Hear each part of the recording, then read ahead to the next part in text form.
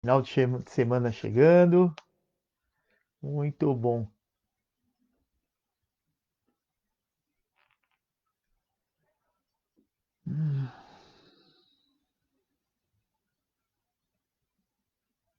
Olá, boa noite, Cláudia. Seja bem-vinda. Só um momentinho que, pelo jeito, o Facebook hoje tá um pouquinho mais devagar.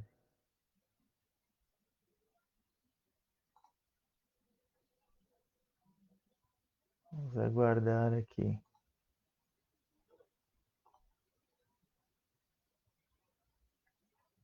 Ixi, travou alguma coisa aqui.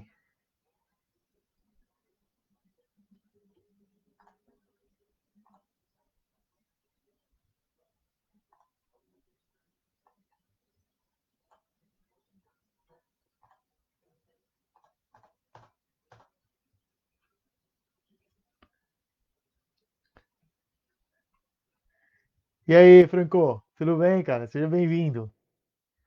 Deixa eu ver. Ah, não, tá. Agora voltou aqui a imagem. Deu uma travada aqui, mas agora foi. Tá ótimo. Então é isso aí, pessoal.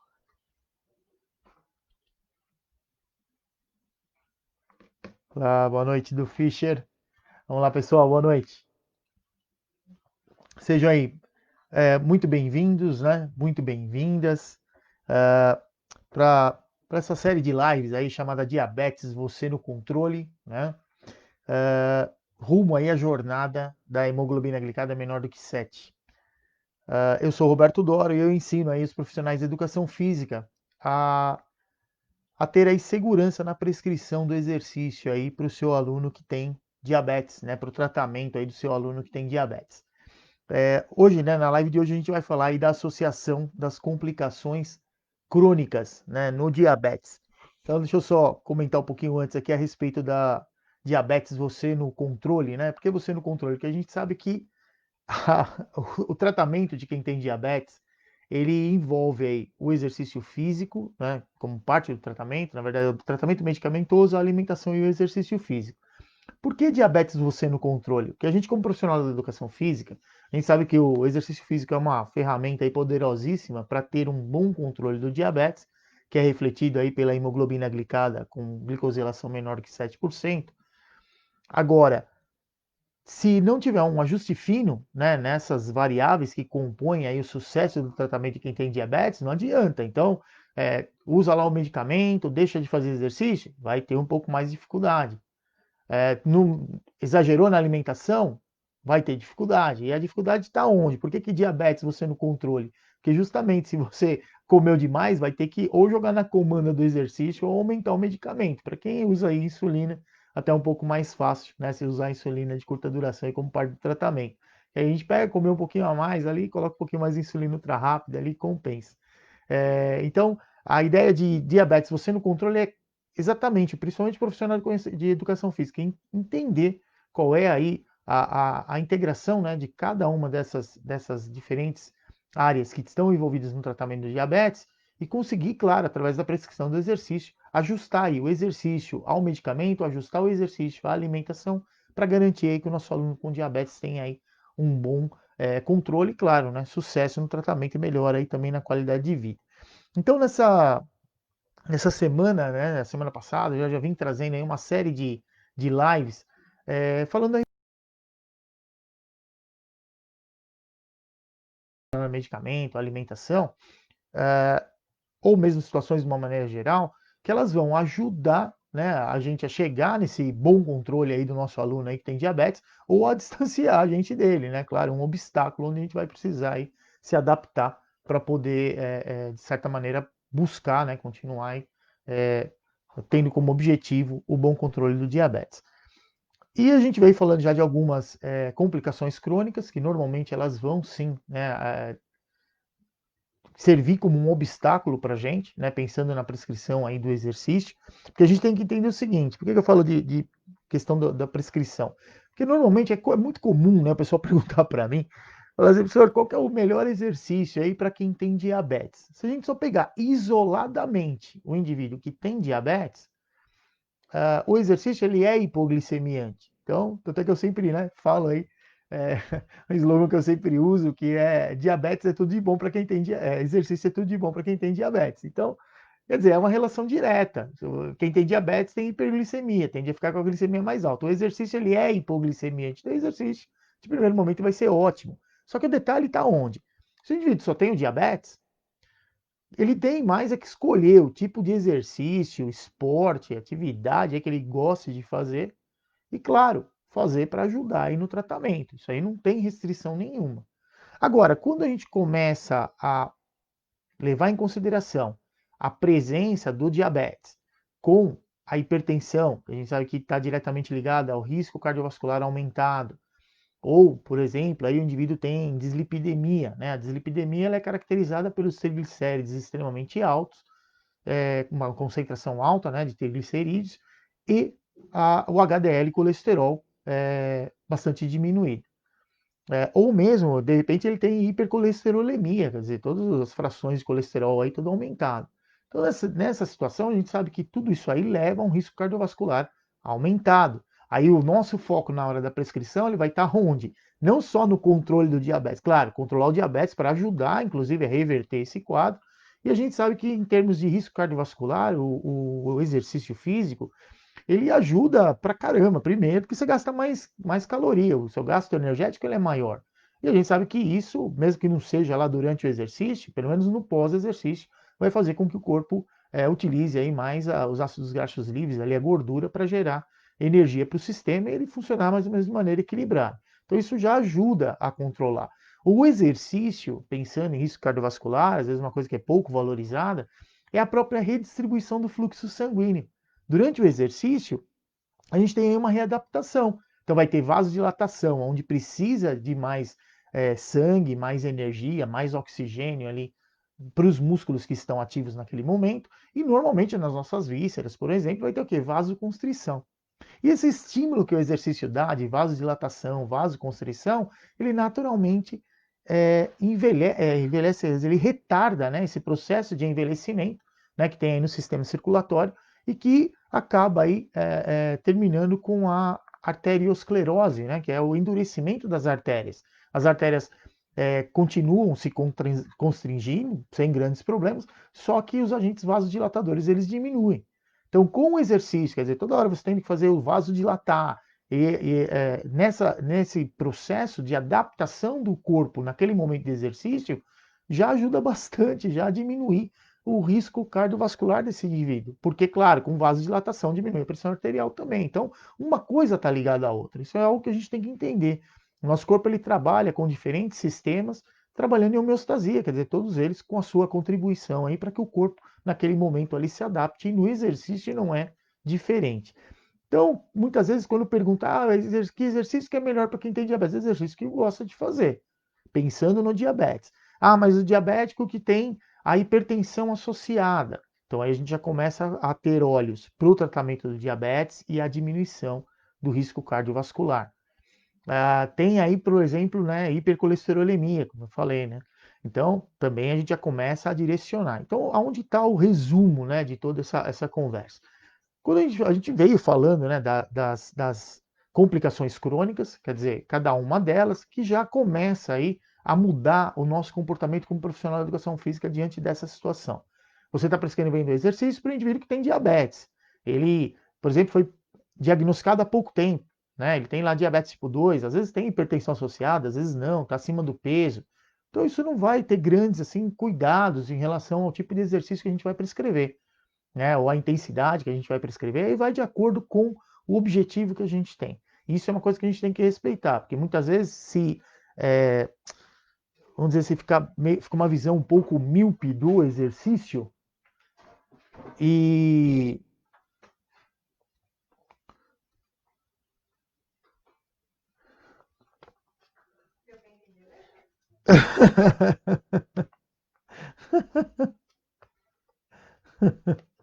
aí você tá mandando. Sabe a festinha junina, né? O pessoal vem e traz bilhetinho, né? Correio elegante. Ela trouxe um correio elegante aqui para mim. Eu não sei o que está acontecendo, ele parece que está meio com linha de atraso aqui. A Giselma está aqui. Boa noite, Giselma. A Soraya também é acompanhando pelo Facebook. E você está pedindo aqui para eu falar um pouco do exame aí do peptídeo C. Na verdade, essa parte dos exames, Giselma, ele entra muito na parte médica, né? Ele sai um pouco da nossa área da educação física. Então, eu particularmente eu não sei exatamente aí do porquê, né, fazer o exame do peptídeo C, porque sim, existe a questão da relação peraí que sumiu o nome aqui, peraí que eu já me lembro, que é um fator de inflamação, que é peraí. Ah, bom, eu vou lembrar. Tem um dos indicadores aí, que é a proteína C reativa. Agora eu lembrei. A proteína C reativa. Então, provavelmente, o peptídeo C que você está falando é da proteína C reativa. A proteína C reativa, na verdade, isso aí até eu estudei quando no mestrado, eu fazia parte de um grupo de estudos da população nipo-brasileira lá em Bauru. E a gente estudou essa questão da proteína C reativa, porque ele é um indicador de fator inflamatório. Então, quando o indivíduo tem mais interleucinas, né, que provocam inflamação no sistema, a gente tem aí um aumento na proteína C reativa. Então é indicador. Se a proteína C reativa está bastante acima, né, que não tem exatamente um padrão, né, vê mais ou menos as alterações. Aí tem que fazer. Eu lembro que a gente fez um teste estatístico para dividir, né, em frações para a gente poder analisar ali aonde se encontrava a população e tentar determinar aí um padrão. Mas existe sim, a proteína C reativa é um indicador de inflamação. Então, a gente sabe aí que tem algumas interleucinas que são pró-inflamatórias, e muitas vezes quando a gente tem aí a glicemia descompensada, ele automaticamente aumenta essa produção dessas interleucinas e, consequentemente, reflete lá na concentração de proteína C reativa. E existem também interleucinas que são anti-inflamatórias. E o exercício, como eu falei, né, o exercício ele naturalmente ajuda a gente a diminuir os fatores, principalmente de risco cardiovascular, por conta de é, amenizar, né, a produção dessas interleucinas que são pró-inflamatórias, e além dele diminuir, né, amortizar essa quantidade, quer dizer, ele achata um pouco a produção dessas interleucinas, o exercício, de uma maneira geral, ele estimula a produção de interleucinas que são, é, que são anti-inflamatórias. Então, por isso que o exercício ele é realmente indicado para ajudar a diminuir, de certa maneira, o risco cardiovascular. Porque todas essas alterações metabólicas que a gente tem no nosso corpo, ele vai, claro, vai se somando, porque foi o que eu, né, comentei há pouco, a gente tem vários sistemas que tem que trabalhar de uma certa maneira equilibrada. E quando se tem alterações, um sistema começa a atrapalhar o outro e aí a coisa fica difícil da gente trabalhar. Por isso, sempre quando eu falo do exercício, eu falo da questão relacionada principalmente à parte hormonal, que é uma coisa que muitas vezes a gente da educação física a gente esquece um pouco dessa parte, principalmente relacionada a uma doença que é o diabetes, que é uma doença metabólica. Você tem aí um problema no metabolismo. E tanto no metabolismo, né, tanto na parte da geração de energia, como na síntese proteica, na parte relacionada aí à questão de, de metabolizar, né, metabolizar a gordura, metabolizar a própria glicose. Então, a gente tem aí uma série de adaptações que o corpo aí precisa sofrer nesse momento de sofrer assim, né? Ele tem que se adaptar na situação de estresse que ele se encontra, tá bom? Mas a questão dos exames, muitas vezes, eu acredito que o que você quis dizer do peptídeo C é da proteína C reativa. Se você puder, por favor, digitar aqui, se é isso mesmo que você está se referindo, porque pelo que eu saiba, a proteína C reativa ele pode ser aí chamado também de peptídeo C, mas confirma para mim, por favor. Então, voltando, né, ao que eu estava falando, a gente pensar em relação ao exercício. Qual que é o objetivo da gente trabalhar com quem tem diabetes? De primeiro momento, se tem só diabetes, é o objetivo que a pessoa quer. Ele quer perder peso, quer ganhar massa magra, quer tá treinando para ter um rendimento melhor dentro do esporte que ele está inserido. Beleza, é isso que a gente vai fazer. Claro que a gente sempre vai controlar as respostas glicêmicas desse período do treinamento ou da especificidade da modalidade esportiva onde a pessoa está inserida. Mas o objetivo é sim que aumente aí o desempenho, não tem problema. Agora, quando a pessoa tem diabetes, ele aparece com uma complicação crônica do diabetes, aí já começa a mudar um pouco esse discurso que normalmente a gente tem, que é quem tem diabetes, que exercício que ele faz. Então a gente tem que lembrar nessa situação. Se não tem complicação nenhuma, o que quiser fazer está valendo. Aí cabe a nós, como profissionais de educação física, adaptar isso. Agora, se o indivíduo já tem uma complicação crônica, aí qual é o grande problema que a gente tem? Já talvez, né, não vai ser exatamente pensando na modalidade, no tipo de treinamento que a pessoa queira fazer, a gente pode até tentar adaptar, mas certamente tem que levar em consideração aí a presença da complicação crônica e, claro, trabalhar em prol de melhorar aí, diminuir os riscos para essa complicação aí presente aí no tipo de exercício. Então, a gente sabe que das complicações crônicas que a gente tem aí, a gente tem a retinopatia diabética, né, que ela está relacionada à parte microvascular, que vai afetar aí, né, as vistas. A gente viu que tem uma série de classificações, e as mais graves, lá, a retinopatia é, não proliferativa, né, que é grave, ou a retinopatia proliferativa. Então, nessas duas aí, a gente já começa a ter restrição de exercício, a gente já vai comentar um pouquinho. Com relação à nefropatia diabética, que também é uma complicação microvascular, a gente vai ter aonde? Alteração na parte renal. E aí, é, alterando a função renal, né, a taxa de filtragem renal e principalmente aí, a perda de proteína pela urina, então o aumento aí na excreção de microalbuminúria, né, de albuminúria, é, é algo que precisa sim ser controlado, não tem jeito, porque vai aumentando muito essa perda de proteína, mostra aí uma disfunção na parte renal, e claro, o rim ele é importante, pensando aí qual a relação do rim com o exercício, apesar, né, dos nossos rins durante o exercício, o próprio sistema normalmente constringir os vasos ali, primeiro porque a gente não precisa ficar produzindo urina lá em grande quantidade quando está fazendo exercício, já que o líquido do corpo, o mesmo que está aí no sangue, vai ser usado, uma boa parte da água aí vai ser usada para acontecer a termorregulação. Então não é interessante que os nossos rins trabalhem rapidamente lá durante o exercício. Então, o que normalmente acontece durante o exercício? Os rins, eles tendem os vasos, né, que irrigam os rins, ficarem mais constringidos, né, fica menos oxigênio chegando ali, por conta da diminuição realmente do trabalho vindo lá do sistema nervoso central. Só que os rins, eles são importantes para produzirem a eritropoetina. A eritropoetina, qual é a função dela no nosso corpo?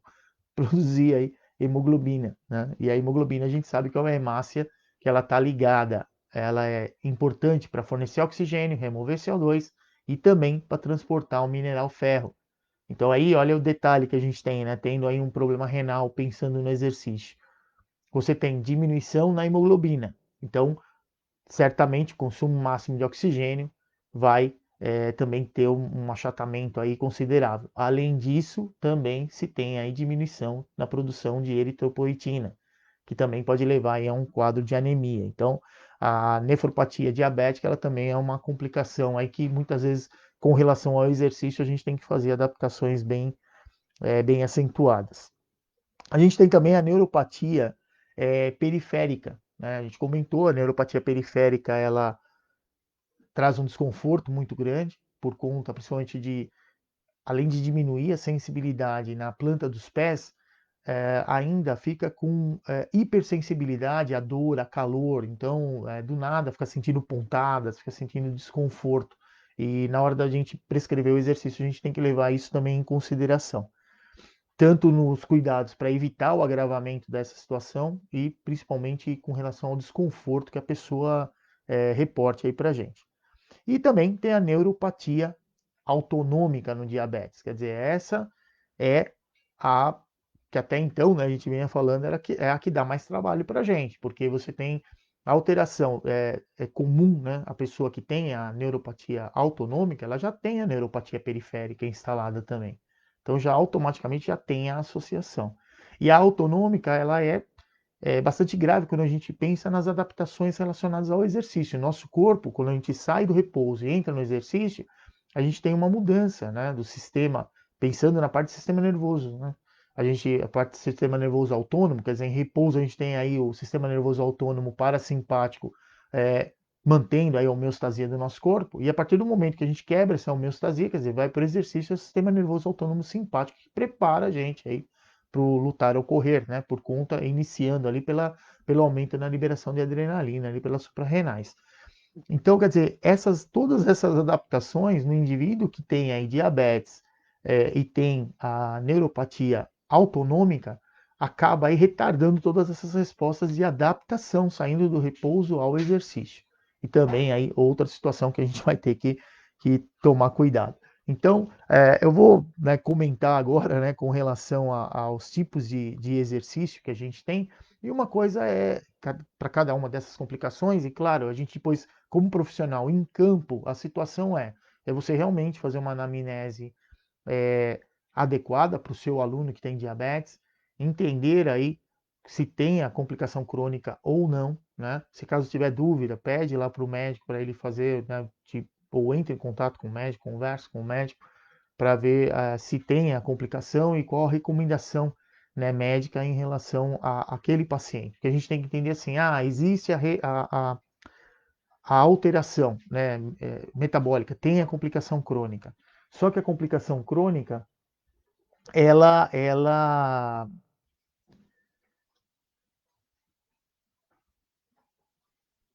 ela normalmente,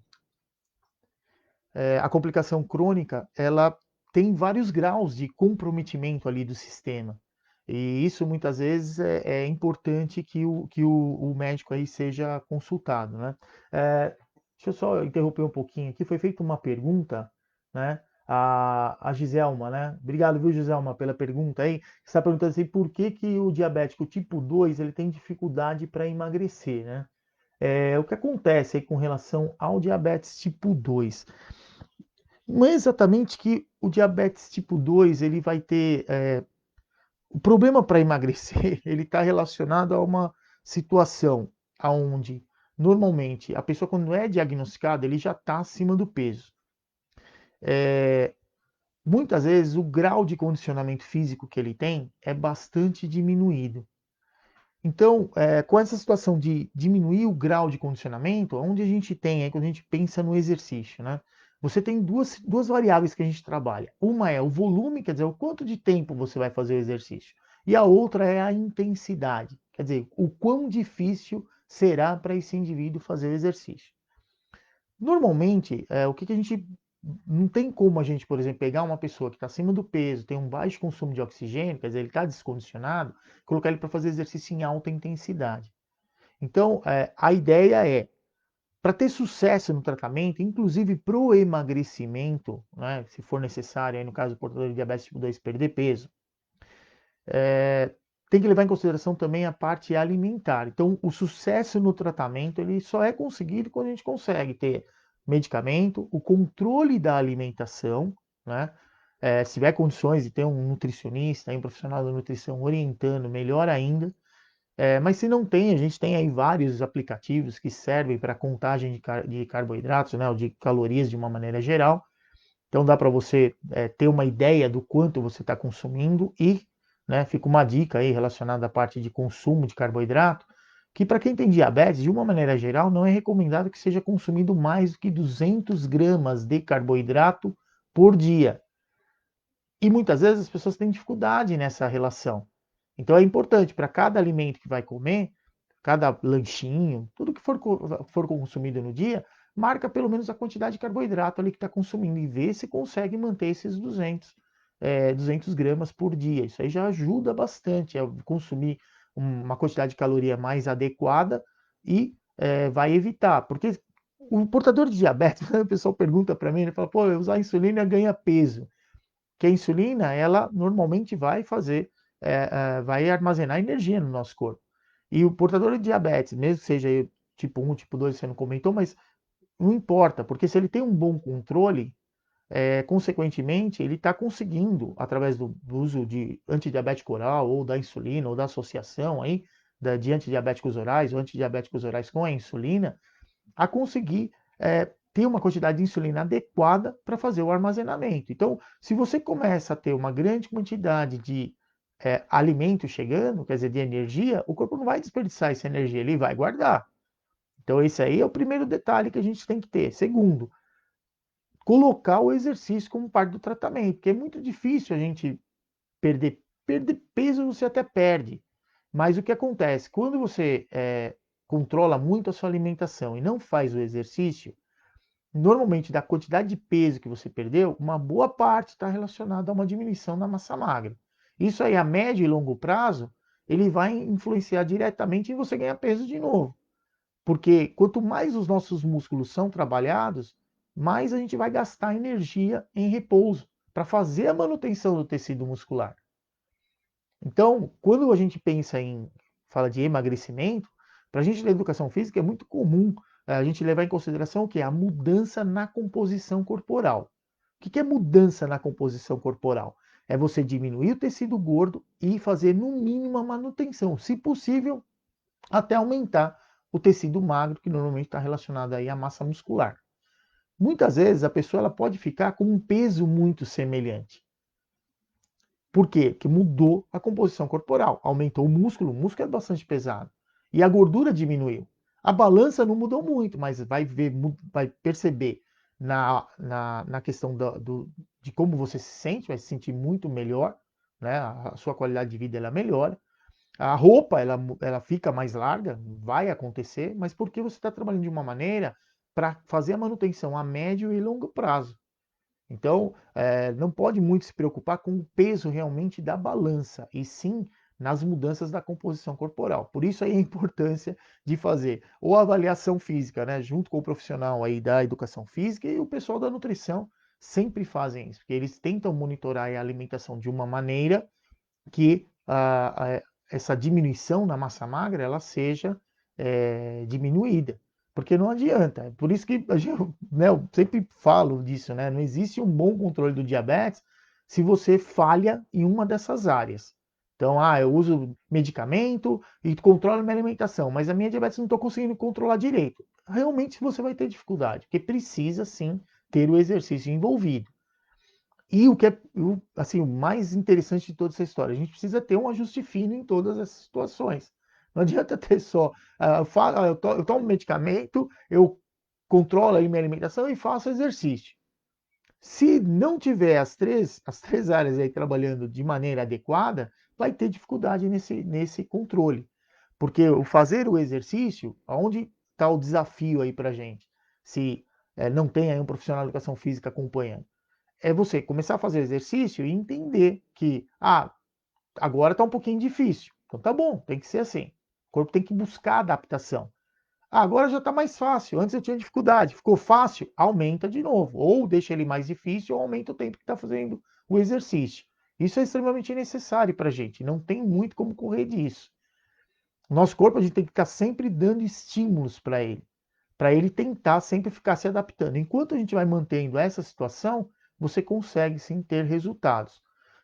Muitas vezes é muito difícil responder de uma única maneira assim, por que quem tem diabetes tipo 2 não tá emagrecendo? Aí precisa primeiro encontrar aonde está o detalhe. Primeiro, entender a alimentação que está sendo feita em relação ao quanto está gastando com exercício, e isso se está fazendo exercício.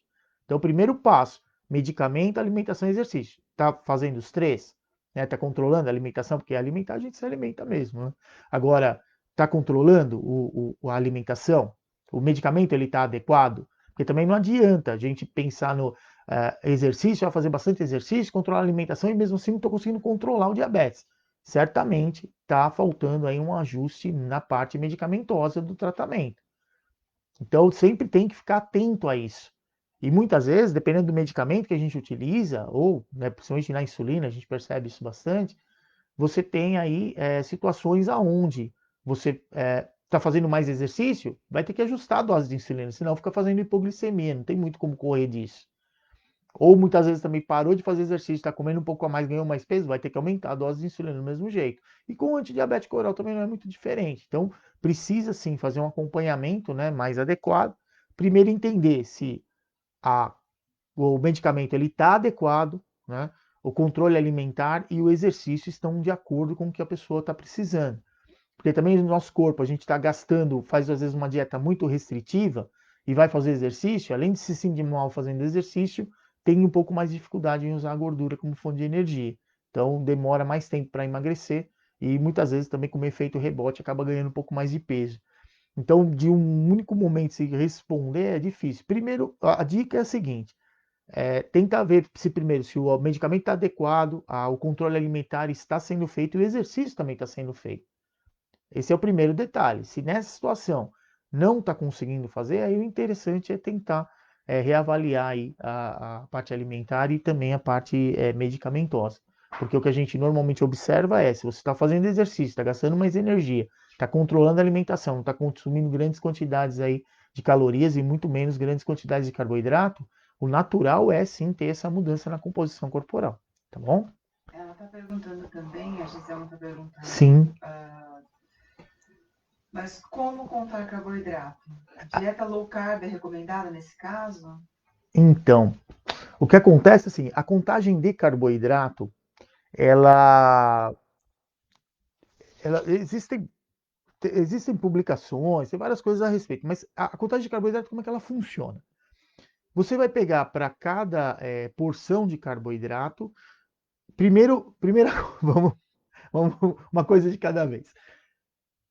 Quando o portador de diabetes, né, usa insulina de curta duração, seja insulina rápida, ultra rápida, que é muito comum no diabetes tipo 1, o que a gente faz? A gente faz uma proporção do quanto você está comendo de carboidrato com o quanto você está aplicando de insulina. Então, aí precisa ser calculado de acordo com o fator de sensibilidade. Aí, normalmente, ou o nutricionista ou o médico vai calcular, que é o valor total de insulina que está sendo tomado lá, dividido, 1.800 menos, acho que esse valor aí, dividido pelo peso, eu não lembro exatamente, mas tem uma fórmula para esse cálculo aí. E você vai ter o fator de sensibilidade. O fator de sensibilidade ele indica o quê? Para cada unidade de insulina, quanto essa unidade de insulina vai conseguir diminuir na concentração de glicose no sangue, na concentração aí da glicemia. É assim que é feito no portador de diabetes tipo 1. No portador de diabetes tipo 2, muitas vezes como usa antidiabético oral, o que é feito? Como eu falei, de repente vai estimular, vai estipular 200 gramas de carboidrato você vai comer aí durante o dia, com, sei lá, 4, 5, 6 refeições. Aí ele vai colocar uma quantidade de carboidrato para cada refeição. Olha, determinado, sei lá, em determinado momento vai comer, sei lá, 30 gramas de carboidrato. Aí em outro momento você vai comer 20, ou em outro momento vai comer 60, vai comer 80, sei lá. Vai fazer uma conta aí para distribuição desse carboidrato. Como é que a gente monitora isso aí? Normalmente pela, pela tabela nutricional dos alimentos, a gente tem aí a questão lá relacionada. Para cada porção que a gente está consumindo, para cada porção que a gente está consumindo, quanto tem de carboidrato. Então você dosa ali o alimento que você está comendo, ou o conjunto aí de alimentos que estão sendo consumidos, quais deles têm carboidrato, para preencher essa quantidade que já foi determinada. No diabetes tipo 2, isso aí é um pouco mais estreito, porque como não tem como ficar aumentando ou diminuindo a dosagem de insulina, que é mais comum usar antidiabético oral, aí fica um pouco mais engessado, né? Fica essa situação, você tem que comer, sei lá, 20 gramas de carboidrato. Aí você vai ter que somar, né, para comer ali em torno de 20 gramas. E essa soma ela é feita pela tabela nutricional dos alimentos. Existem alimentos que às vezes não tem. Então, o que você pode fazer? Existem vários aplicativos de contagem de carboidrato, desculpa, contagem de calorias, que ele te dá ali para aquela porção de determinado alimento que você está comendo, ele aparece ali escrito quanto tem de carboidrato, quanto de proteína e quanto de gordura. Eu, quando eu preciso de alguma informação assim, eu uso muito um que chama MyFitnessPal. Você colocar como contador de calorias no aplicativo aí, né, na busca lá do Google, para o aplicativo do telefone, coloca como contador de calorias. Vai aparecer lá, MyFitnessPal, que é o PAL é PAL, né, que seria companheiro, né, de condicionamento físico. Esse aplicativo ele é legal porque você pode usar, inclusive, a câmera do seu telefone para ele fazer um rastreamento no código de barras do alimento. Então, às vezes tem alimentos que são pequenos, que não dá para a gente saber ali mais ou menos como ele tem, quanto tem caloria, aí, carboidrato, proteína e gordura, os macronutrientes. Aí você pega e faz o escaneamento com o próprio telefone, com a câmera do telefone, você faz o escaneamento do código de barras. Ele te dá a tabela nutricional do alimento. E aí você sabe a quantidade que você está consumindo. Então, é assim que vai funcionar aí a questão da contagem de carboidrato. Você perguntou a dieta do low carb, né? A dieta low carb, o que que acontece? A dieta low carb, ela está baseada no percentual do carboidrato que vai ser consumido. E tem variações, né, da dieta low carb. Eu não me lembro agora os percentuais, mas é que para a população em geral é geralmente 40, 45%, acho que de 45 a 60% de carboidrato. A low carb é quando você consome menos do que 45, né? É menos do que o valor mínimo aí, com relacionado aí, é, relacionado é que deu uma travada aqui no YouTube. Bom, mas vamos deixar assim mesmo, que não adianta a gente mexer agora. É, então acontece, o low carb ele está relacionado a você diminuir bastante a ingesta de carboidrato. Só que aonde está o detalhe do low carb? Pensando aí no diabetes. Existem vários trabalhos que mostram que ajuda a diminuir, por exemplo, a resistência à ação da insulina. Tem menos carboidrato, consequentemente vai precisar de menos insulina para armazenar esse carboidrato. De primeiro momento ele traz aí algum benefício.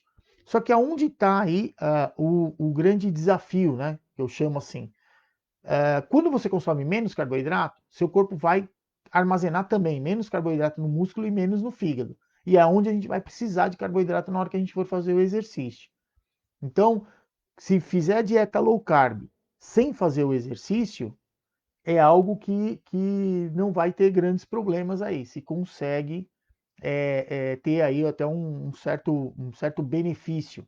Só que o detalhe a médio e longo prazo, se isso não for muito bem dosado, pode-se acontecer o que eu falei há pouco, né, de você começar a perder bastante massa magra. Então, essa é a parte mais complicada aí, porque se você diminui o seu tecido muscular, em repouso você gasta menos energia. Se você gasta menos energia em repouso, consequentemente, você tem aí também uma dificuldade em perder peso. Então, você vê que, como eu falei no início, né, uma coisa acaba levando a outra. Isso aí realmente acaba atrapalhando um pouco o tratamento do indivíduo aí que tem diabetes, tá bom?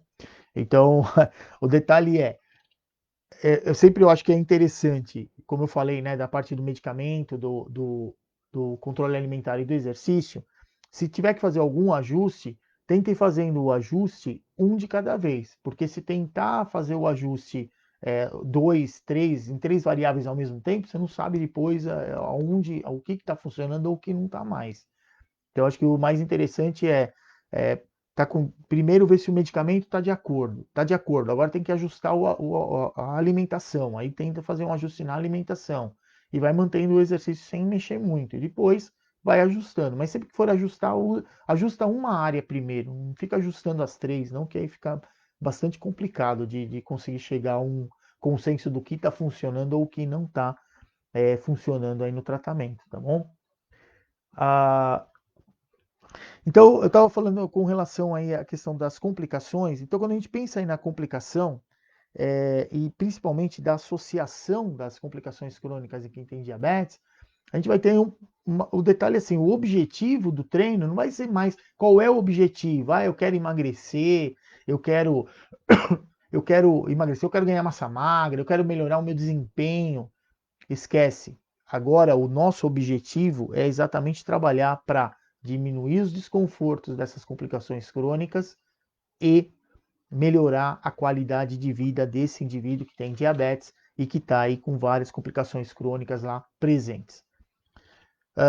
Vamos pegar agora de acordo com as complicações crônicas aí. Primeira delas, né, a retinopatia diabética. A retinopatia diabética, claro, se não for tratada, ela é responsável por levar o indivíduo que tem diabetes tipo 2, tipo 1 ou tipo 2, né, à cegueira, né, cegueira adquirida, que é chamada, né, e infelizmente ela é bastante responsável, é a principal responsável por esse tipo de ocorrência. A gente sabe que ela tem várias classificações, né, que é a retinopatia não proliferativa, leve, moderada, grave e muito grave. Tem a retinopatia proliferativa. Então, aonde está o grande problema? A grave ou a muito grave, ou mesmo a proliferativa, já é recomendado que esse indivíduo não faça exercício com alta intensidade. Porque o exercício com alta intensidade, ele tende muitas vezes a ter um esforço muito maior, né, de adaptação do nosso sistema, uma quantidade bem acentuada de hormônios contrarreguladores, E o sistema cardiovascular ele é bastante exigido nessas situações. E, claro, pode acontecer, sim, de ter aí um agravamento nessa complicação aí do indivíduo que tem diabetes. Além de tudo, o exercício, como eu já falei, ele é hipoglicemiante. E já foi mostrado, né, que a mudança muito rápida na glicemia, quer dizer, fazer hipoglicemia e fazer hiperglicemia, isso agrava a retinopatia diabética, independente de qual classificação ela tenha. E além disso, o exercício ele é hipoglicemiante. Então, por exemplo, o indivíduo que tem retinopatia, chegar para treinar com 300 e alguma coisa de glicemia, fazer o treino e terminar o treino com 60 de glicemia, é muito prejudicial nesse momento para ele. Foi bom, ele saiu de uma hiperglicemia, ficou com hipo, mas aí ele come alguma coisa doce e lá voltou ao normal. Tudo bem, mas essa mudança brusca acaba agravando. Então, o exercício ele tem essa restrição relacionado à intensidade. Então, alguns, né, até recomendam de não ser feito aí musculação por conta, né, da gente saber quando trabalha com carga mais alta na musculação, isso aí a gente faz de maneira inconsciente, é normal, qualquer pessoa faz isso. Você vai fazer muita força, o que você faz? O que a gente chama de manobra de Valsalva. Você enche o pulmão, prende a respiração e faz força sem respirar. Isso aumenta muito a pressão na nossa caixa torácica. E, consequentemente, para alguém que tem algum problema vascular, cardiovascular, aumenta aí o risco do indivíduo ter alguma intercorrência. Então, é recomendado que, não pode fazer? Pode. No meu entender, é melhor o portador de diabetes com retinopatia, né, proliferativa ou mesmo não proliferativa grave ou muito grave, ele fazer um treino em sala de musculação, eu acho muito mais seguro do que, por exemplo, ele jogar futebol, jogar basquete, handebol, voleibol, sabe, onde a gente tem aí bolas envolvidas. Porque é muito comum a gente jogando tomar uma bolada ou outra, uma hora ou outra no rosto. Então, numa situação dessa é meio perigoso, né? Então, é uma situação que a gente pode sim adaptar, claro, tem que confirmar direitinho aí com o oftalmo, mesmo com o endócrino, né, que geralmente os médicos trocam as informações aí, para saber qual o grau realmente de retinopatia que o indivíduo tem. Inclusive ele mesmo pode perguntar para o médico, né, e te passar essa informação. Porque a gente tem que levar em consideração e conseguir, claro, fazer o treinamento, só que sem pôr em risco aí a qualidade de vida desse indivíduo, muitas vezes aí levar a pessoa à cegueira realmente é uma responsabilidade muito grande. Com relação à nefropatia diabética, que também é uma complicação aí, microvascular, a gente tem aí a questão, tem que ter atenção, como eu falei, né, da produção de eritropoetina, geralmente ela fica diminuída, né, é, e isso aí, muitas vezes o indivíduo ele pode aí apresentar anemia. Então precisa sim acompanhar, né, junto ao médico aí, se está sendo feita a reposição de ferro, caso seja necessário, e fazer o exercício que é recomendado. Fazer exercício aí que envolva grandes grupos musculares. E a intensidade leve. Né? Leve, não tem muito o que fazer nesse sentido. Então precisa sim, porque também tem muitas vezes aí alteração na pressão arterial também. Então, o exercício nessa questão é que o indivíduo muitas vezes ele vai para a hemodiálise, isso aí diminui bastante, né, a questão da qualidade de vida dele, convívio social, né, a autoestima muda bastante. Então, normalmente, quando tem aí a nefropatia, né, presente, muitas vezes é recomendado que o indivíduo faça exercício aí com grandes grupamentos musculares. O exercício por si só ele já ajuda a melhorar essa questão da parte, pelo menos hormonal, né? Liberar um pouco de endorfina aí depois que faz o exercício. O que é normalmente recomendado é caminhada e exercício com força, né? Os trabalhos eles são publicados geralmente com o indivíduo que está fazendo a hemodiálise, então ele é feito de maneira adaptada, da maneira que a gente tem feito ultimamente aí no isolamento social. Usa elástico, usa cadeira, qualquer tipo de eh, ou o peso do próprio corpo para fazer o exercício, mas sempre levando em consideração aí cargas que não representem mais do que 40% de uma repetição máxima, quer dizer, mesmo treino com peso, com carga, ele também tem que ser leve. Então, se você tem aí um indivíduo com diabetes, que eu falei das associações, né? Tem a retinopatia, por exemplo, com a nefropatia, não tem escolha. A gente vai ter que trabalhar na qualidade de vida e o exercício vai ter que ser leve, envolvendo aí caminhada, né, uma parte de trabalho cíclico, e se for fazer trabalho de força, tem que ser sim um trabalho leve. A neuropatia periférica, o desafio maior que a gente tem é que leva, além de diminuir a sensibilidade nos pés, que é uma coisa que a gente tem que ficar de olho, né, nessa situação da planta dos pés do indivíduo. Só um momentinho que meu computador aqui está avisando que está com a bateria fraca. Aí, beleza. Então, na neuropatia periférica, primeiro problema que a gente tem, ele envolve, é muito comum a neuropatia periférica que é mista, né? Então ele envolve aí os nervos, né? Os diâmetros maiores, lá os nervos mais grossos, os nervos finos também. Isso aí muda, né? A pessoa muitas vezes perde a sensibilidade nos pés, então o risco de ter lesão nos pés também aumenta.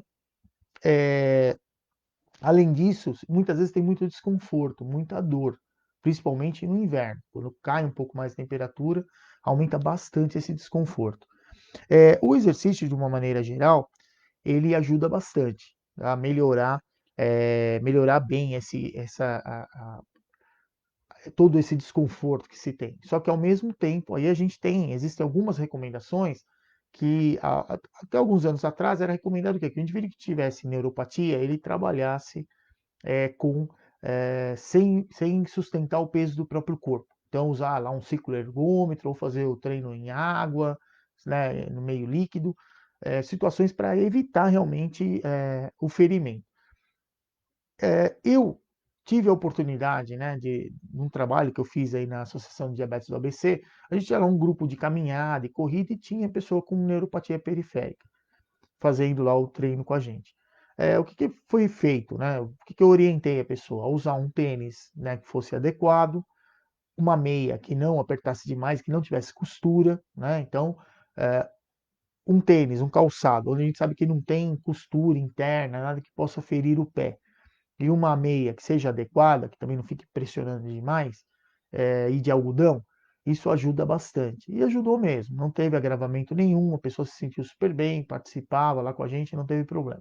Depois de um período, foi publicado aí, mais, né, do que um trabalho, mostrando que acompanhando as pessoas que têm neuropatia periférica, mesmo aquelas pessoas que ficavam bastante tempo em pé trabalhando, ou se locomovendo, caminhando para o trabalho, esse tipo de coisa, só um momentinho que agora deu uma travadinha aqui no Instagram, acho que agora voltou. Mesmo as pessoas que caminhavam para ir para o trabalho ou mesmo ficavam muito tempo em pé trabalhando e que tinham neuropatia periférica, foi feito um acompanhamento mais próximo e usando um calçado adequado, não tiveram aí nenhum problema com agravamento da neuropatia periférica. Então, mostrando aí que realmente todo esse medo inicial que tinha, aí, claro, é uma realidade, porque se a pessoa tá lá fazendo exercício, de repente o calçado machuca o pé, ele não vai perceber. Muitas vezes, se o controle metabólico não estiver adequado, vai favorecer aí a proliferação de micro-organismos, e que, claro, geralmente relacionado a fatores inflamatórios, e consequentemente agrava a situação, muitas vezes leva a amputação, não é uma coisa muito bacana. Boa noite, Patrícia. Ela está fazendo uma pergunta aqui se as marcas fazem aí meias específicas, né, sem costura para quem tem diabetes. Tem. As que tem no mercado, aí tem algumas empresas que elas só fazem isso, né? Então, mas as que fabricam meias esportivas eu não tenho certeza, viu? Mas. Opa, boa noite, Emanuel. Emanuel tá chegando agora, legal, muito bom.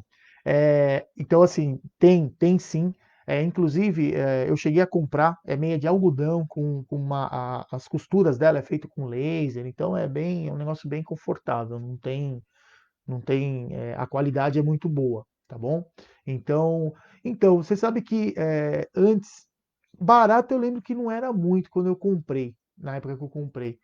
Mas eu sei que eles têm uma loja agora, tem até loja, uma loja específica, eu acho que é na 25 de março, eu não tenho certeza agora onde é, ou é no Brás, acho que é no Brás, né, que é um lugar que vende bastante roupa em São Paulo, me parece que é no Brás, tem uma loja que vende, mas isso aí pode puxar pela internet, se tiver interesse em comprar, puxa no Google lá, meia para quem tem diabetes, né, ou meia para pé diabético, procura alguma coisa assim, que certamente vai encontrar.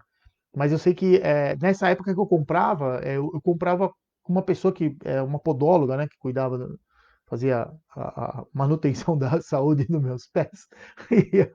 E, ela que comprava, lá eu comprava dela, né? Mas depois ela me falou até que tem uma loja, e tal. Inclusive, na época que eu pegava com ela, é, eu corria bastante e tal, então só tinha meia branca, não tinha de outra cor. Agora hoje tem um monte de colorida, tem uma série de coisas, evoluiu também. Mas faz tempo que eu não compro essas meias que são específicas aí, tá certo? Mas é algo que tem, no mercado tem, nem sempre é muito acessível. Hoje eu acredito que seja um pouco mais, mas mesmo assim é interessante aí. Que você está colocando, né? Que nós que corremos aí provas longas, então, você sabe que é para usar realmente. Então, usa do avesso justamente para evitar. Porque qual é o grande problema da prova longa, né? Você fica ali, dá trocentas mil passadas, quer dizer, o tênis ele também fica pressionando, a meia pressiona e muitas vezes a unha cai. Né? Então é comum aí correr 21 e ficar com a unha meio solta, correr 42 e terminar a prova sem as unhas. Isso aí é comum acontecer. Mas hoje, né, eu acho que a tecnologia ela veio evoluindo aí nesses anos todos, que eu estou falando da época que eu corria de verdade, né? Não é, agora eu corro de brincadeira. Mas a época que corria de verdade, eu estou falando aí de coisa de 10, 12 anos atrás. Então a tecnologia era um pouco mais limitada do que a gente tem hoje, né? Hoje a gente tem aí, avançou bastante esse material, né, para principalmente para a parte de corrida mesmo. A corrida de rua ela cresceu bastante, não só no nosso país, e também a gente tem aí bastante coisa, tá bom? Então, então é comum mesmo, você tá colocando, né, com o pé machucado, isso aí acontece mesmo, não tem jeito, faz parte do esporte, isso aí não tem como.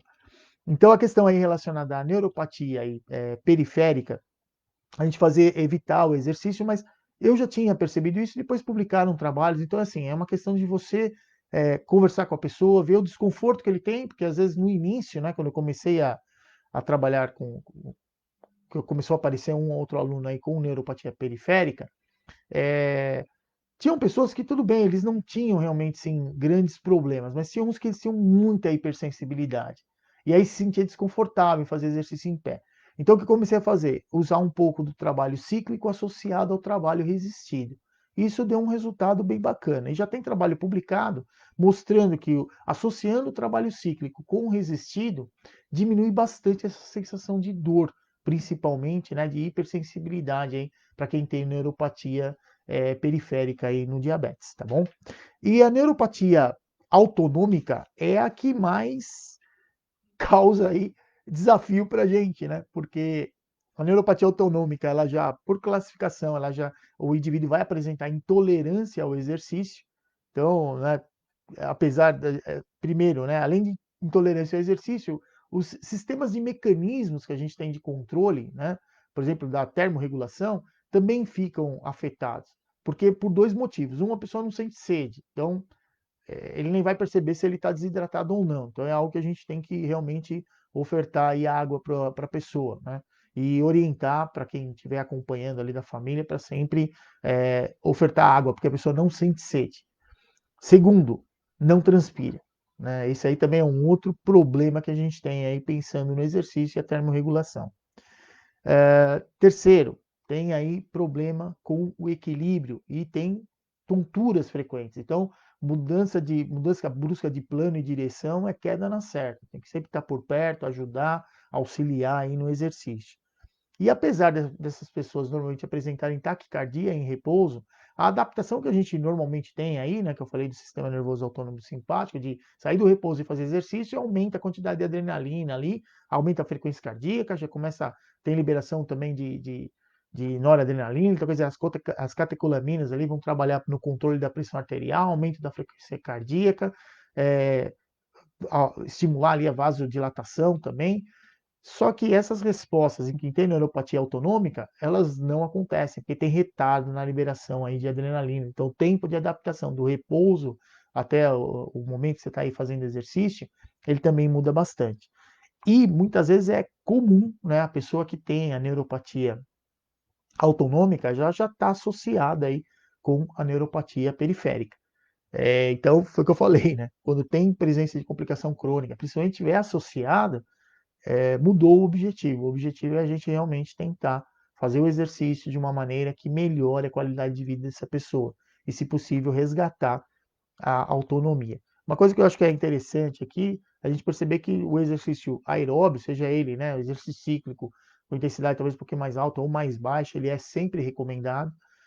Existe uma nova, né, linha aí de trabalhos que estão sendo publicados mostrando bastante a questão relacionada ao trabalho resistido ou contra a resistência, né? Normalmente eu mesmo usei muito esses cordas elásticas, né? Dá um resultado ótimo, porque a gente tem aí cordas elásticas de diferentes resistências. Então você consegue progredir, sabe, diminuir a carga ali, e claro, a gente controla o quanto você está se distanciando, né, do ponto de apoio. Então tudo isso aí influencia bastante na hora de fazer o treinamento. E eu vim já aplicando isso, né, durante muito tempo, por conta das adaptações. Por exemplo, não dá para fazer muito exercício cíclico, então vamos trabalhar um pouco mais o exercício de fortalecimento muscular. E essa combinação realmente ela deu bastante certo. É claro que é uma vivência prática que eu tenho, quer dizer, fica, né, a dica aí para vocês da minha experiência em relação a isso, mas o que os trabalhos geralmente mostram é essa situação. Então, eu acho assim, a mensagem, né, da aula de hoje, já tá, agora que eu vi que já está no finalzinho o negócio aqui. Então, uma coisa que a gente tem que ficar atento aí é pensou em complicação crônica, trabalha sempre pensando na qualidade de vida dessa pessoa.